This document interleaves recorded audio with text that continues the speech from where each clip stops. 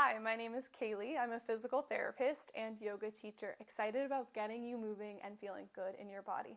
Intro to Yoga is designed to make you confident enough to walk into your first in-person class or sign up for your first virtual class without fear of I'm not flexible enough or I don't know what I'm doing. So we've already done lesson 1. We're moving on to lesson 2, and I'm so excited for lesson 2 because we're introducing a couple of my favorite postures. Today we're going to start on our feet in Tadasana. So for Tadasana, feet are going to come together. If for any reason that's not feeling great for you, you can always step the feet about hips width or a little bit under hips width distance apart. But for the interest of our conversation, I'm going to put my feet together. My feet are together, and I'm thinking about pressing all 4 corners of my feet down into the mat. Working up the chain, I'm going to think about lifting up my kneecaps. I'm engaging my quads. I'm lifting up my kneecaps, and in turn my bum starts to engage as well. So my kneecaps are lifting, my bum is engaging. My pelvis is neutral and facing forward. Allow for the chest to be lifted, but not overextending in the spine. So I'm going to tuck just a little bit my bum underneath me and allow my ribs to close the space between my hips and my ribs. So with that engagement, my belly button comes to my core. Relax the shoulders down the back. For Tadasana, mountain pose, our arms are facing forward in the anatomical position. So belly button's engaged, knees are lifted, shoulders are rolling down the back, and gaze is soft and strong ahead of us. The crown of the head is reaching up towards the sky. This mountain pose is a foundational pose of meeting, where a lot of the times a teacher will say, let's meet in mountain pose after a sequence of movement. So here you are, nice and strong like a mountain. We're going to start to think about these considerations of body shape as we move towards plank pose on the floor. You can do plank with your knees on the ground or with your knees elevated. I'll show you both. So come down onto hands and knees in our quadruped position. So shoulders are over the wrists and hips are over the knees. If you want to stay plank pose on your knees, I want you to walk them back because we are trying to engage the core. We want to challenge the body. So as you can see, my hips are still a little bit lifted. I'm going to bring my hips in line with my belly the same way that I did in that Tadasana mountain pose. So my tailbone tucks underneath me, my belly button to spine, and I'm closing that distance between ribs and hip bones. The crown of my head reaches up long towards the diagonal of the room. And this is on my knees, a plank pose. Now I'm going to come up onto my toes and show you plank pose there. Feel free to stay in your plank pose or come back to child's pose and take a breath as we work towards a toes up plank pose. So my heels are lifting up towards the sky. I've got a little bit of distance between my heels, pressing down through my palms the same way that I do in downward facing dog. I want the elongation of the neck so that ears are lifting and I'm breathing and my belly button to my spine. This is plank pose. Draw the heart up a little bit between the shoulder blades, tuck the tailbone. Beautiful. I'm coming back down onto my knees.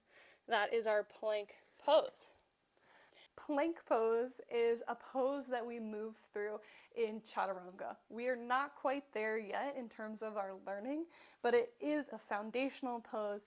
A couple of other things to think about in plank pose are the hands. Similar to our down dog, where we're lifting up the mat away from us, we're also thinking about pushing the ground away from us and lifting our shoulder. One more time in plank pose, thinking about the grip of our hands and our shoulder position.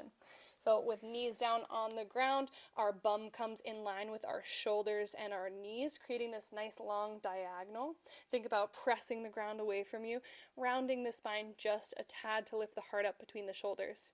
If I'm on my toes, my heels are lifted, my butt is tucked. I'm thinking about that nice long line from my ear to my heels.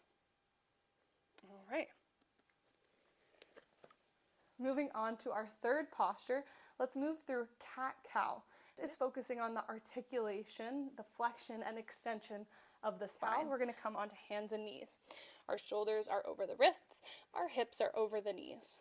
On an inhale, drop the belly. This is our cow position. So our belly drops down towards the ground. We're pressing down through our fingertips, gripping the ground still. On an exhale, blowing out, thinking about lifting the heart up between the shoulder blades and gazing down towards the knees. On an inhale, drop the belly, lift the chest and chin. On an exhale, round the spine, lift the heart between the shoulder blades, gazing down towards the knees, feeling the articulation of the vertebrae.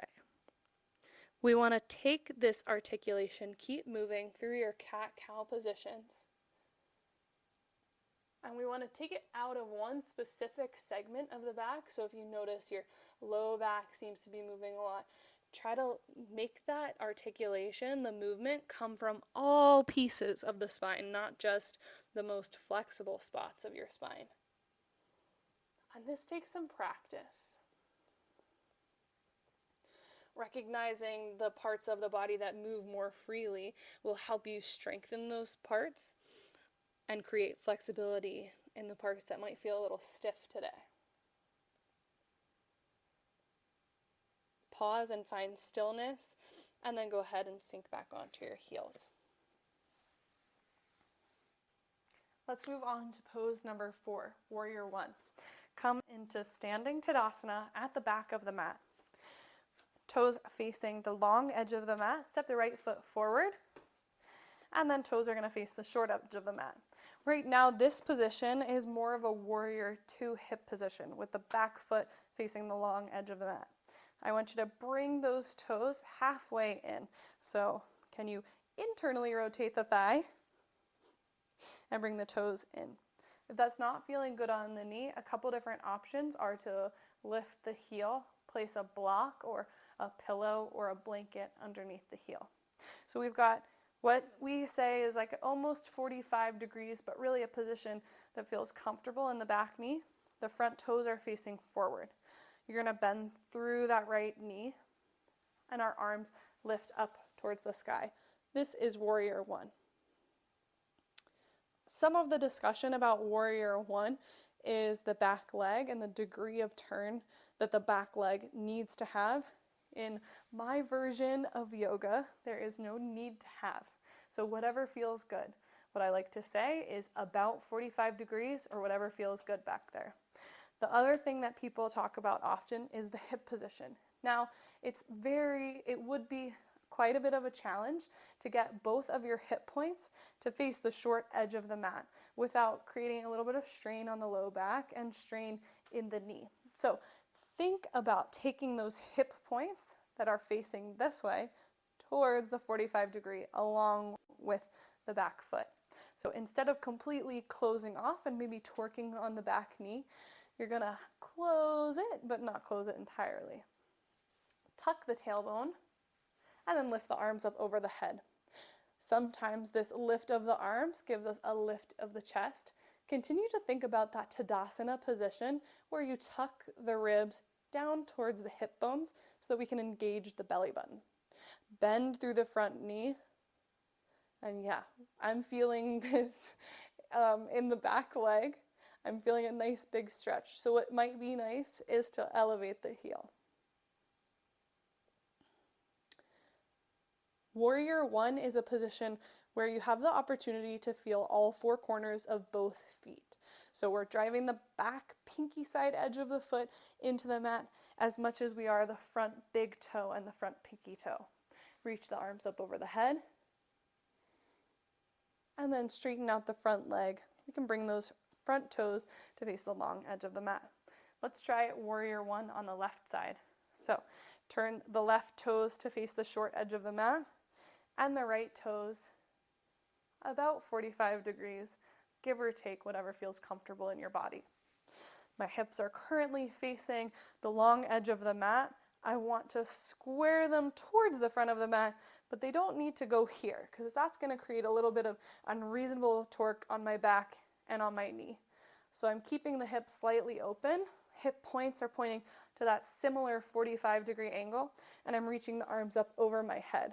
I am trying to square my shoulders towards the short side of the mat. Again, belly button towards spine, tucking the tail under, pressing the back foot down into the mat to create elongation of the back leg. Bend through the front knee. Beautiful. Awesome, really nicely done. So point your toes towards the long edge of the mat and heel toe yourself. Let's meet back in Tadasana.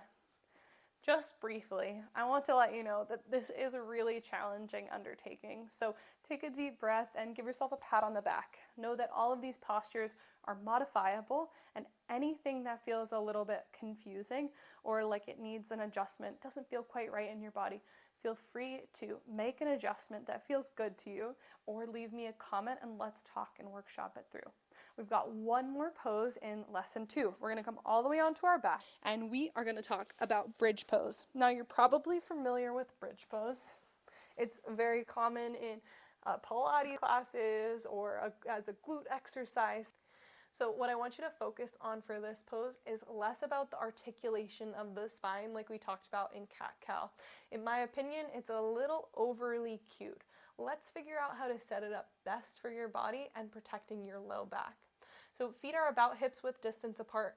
I don't care if you can touch them. It doesn't matter to me as long as you're able to use your glutes and your legs to really press down through the ground.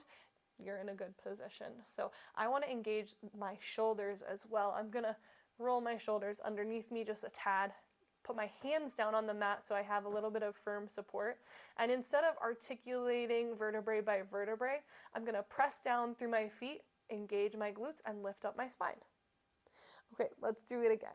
Low. So coming down in one piece onto the mat. Palms are pressing down, feet are pressing down. Take a deep breath in, and on your exhale, bum squeeze and lift towards the sky.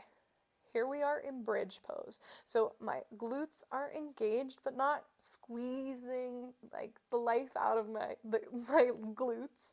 I am pressing down through my back, but I'm not overextending myself or my spine. Really what I'm feeling is the press down through the ground, the lift up through the hips, and the engagement again of my core.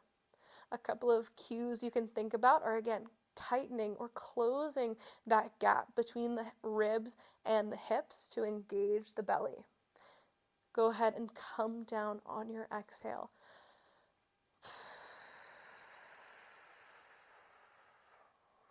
Take a couple deep breaths here and know that if this does not feel good on your back, you definitely don't have to do it. Good to come up, you can roll on to your side.